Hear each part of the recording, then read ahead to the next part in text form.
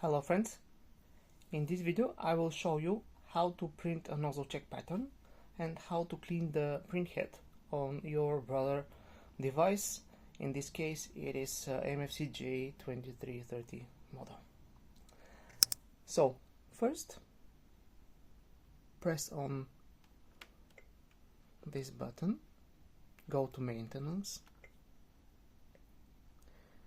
improve print quality and check print quality. Then press start and the printer will print out a nozzle check pattern.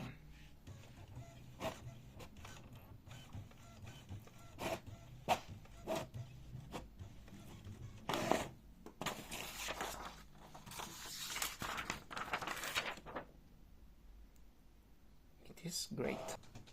But if you have some missing lines, some missing dots here, you need to perform a printhead cleaning.